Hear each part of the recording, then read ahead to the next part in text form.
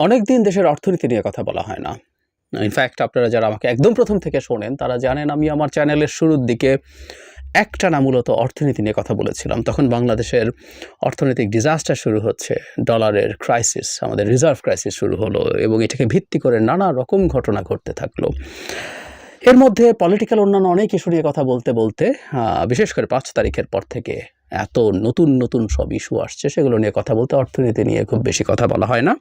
কম্প্রিহেন্সিভলিও কথা বলবো, কিন্তু তার আগে একটা ব্যাপার আমি দেখলাম যে ফেসবুকে কেউ এটা নিয়ে আলোচনা করছেন। সেটা হলো বাংলাদেশ ব্যাংকের গভর্নর প্রকাশ্যে এসে ঘোষণা দিয়েছেন যে ব্যাংকের টাকা ছাপিয়ে আর দেবেন না।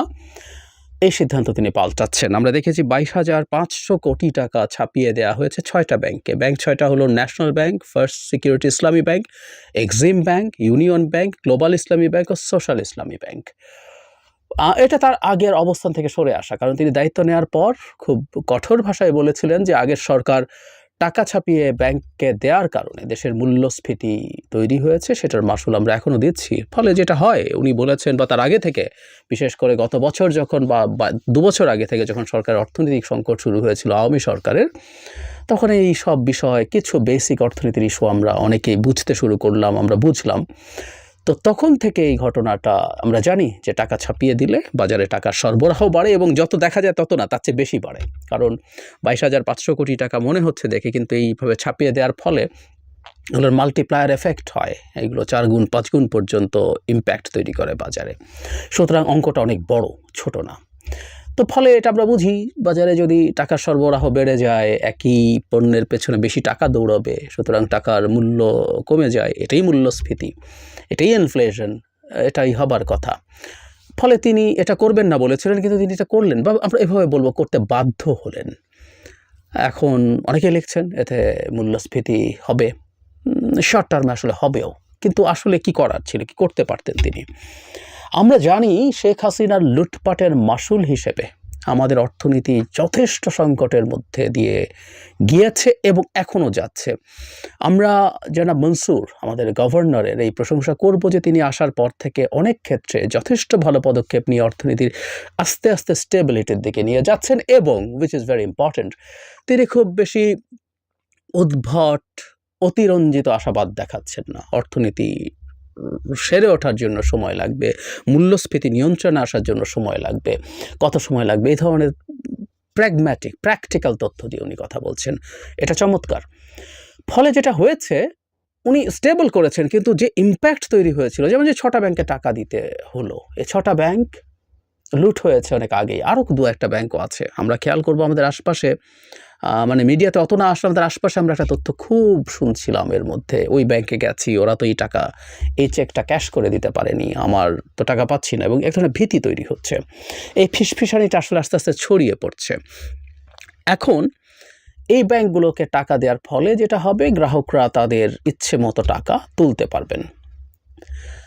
যারা মনসুর এই সাংবাদিক সম্মেলনেই জানিয়েছেন তিনি কি করবেন। উনি বলছেন যে টাকাটা উনি ছেড়েছেন, টাকাটা তুলে নেবেন, তুলে নিতে পারে সরকার। অনেকগুলো টুল আছে, এর মধ্যে উনি যেটা উল্লেখ করেছেন সেটা হচ্ছে বন্ড। উনি ব্যাংকগুলোর কাছে বন্ড বেচবেন, বেচে বাজার থেকে ক্যাশ টাকা তুলে নেবেন। সো এটা একটু সময় লাগবে তুলে নিতে, কিন্তু এটা তুলে নিলেও যেটা দাঁড়াবে আলটিমেটলি, ইনফ্লেশন যতটুকু বাড়ার কথা ছিল, অ্যাটলিস্ট আমি বলছি না যে একদম ইম্প্যাক্ট হবে না, কিন্তু যতটুকু ইনফ্লেশন বাড়ার কথা ছিল, ইনফ্লেশন তার চেয়ে কম বাড়বে। সুতরাং এটা খারাপ না পথটা। কিন্তু সরকারকে আসলে কেন করতে হলো, জায়গা থেকে সরে আসতে হলো? দেখুন, মানে ব্যাংক আসলে একটা ব্যবসা, জাস্ট বিশ্বাসের বা আস্থার ব্যবসা। সবচেয়ে সেরা ব্যাংকটাও এক মুহূর্তে দেউলিয়া হতে পারে। আমরা জানি, যেমন ধরুন একটা ব্যাংকে একজন ১০০ টাকা রাখলো, ব্যাংক তো ওই ১০০ টাকা রেখে দেয় না। ব্যাংক ওই টাকাটা একটা মেজর অংশ, প্রধান অংশ আবার লোন দিয়ে দেয়। এটাই ব্যাংকের ব্যবসা। ও আপনার কাছ থেকে, আমার কাছ থেকে আমানতে আমাদেরকে যে ইন্টারেস্ট দেয়, লোনে তার ইন্টারেস্ট বেশি হয়। এই যে একটা মাঝখানে স্প্রেড আছে, সেটাই তার অপারেটিং কস্ট চলে, প্রফিট করে, এই বেসিক।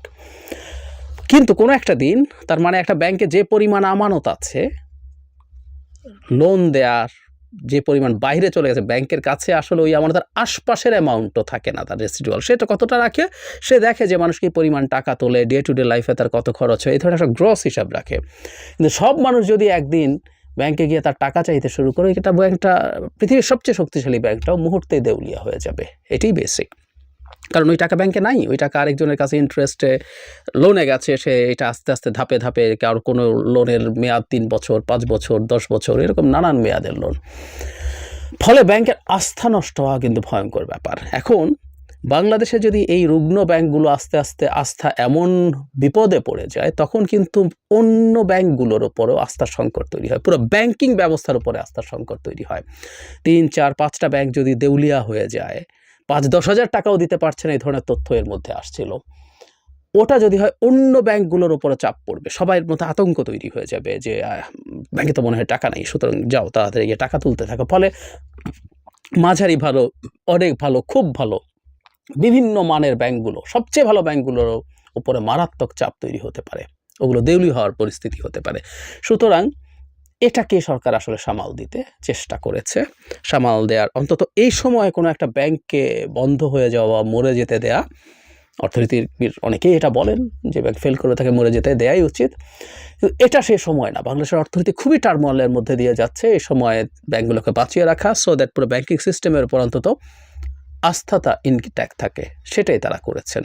ওজন দিয়েছেন, নিশ্চিতভাবেই ওটা একটা আনপ্লেজেন্ট কাজ করতে হচ্ছে। ওজন দিয়ে দেখেছেন যে এটা অন্তত তুলনামূলকভাবে অনেক কম খারাপ, ভালোও যদি না বলি অনেক কম খারাপ হবে, এবং তিনি যে পথের কথা বলছেন সেটা করলে ধাপে ধাপে টাকা তুলে নেওয়া যাবে, এবং যতটা ইনফ্লেশন বাড়ার কথা ততটা বাড়বে না। সুতরাং এই সিদ্ধান্তটাকে অর্থনীতির দিক থেকে আমি অন্তত খুবই ভালো একটা সিদ্ধান্ত মনে করি, কারণ বাংলাদেশে এই মুহূর্তে একটা ব্যাংকেও তার মূলধন সংকটের জন্য, তারল্য সংকটের জন্য দেউলিয়া হয়ে গেছে, এই পরিস্থিতি হতে দেয়া সরকার কোনোভাবেই অ্যাফোর্ড করতে পারে না, আমাদের অর্থনীতিও সেটা অ্যাফোর্ড করতে পারে না।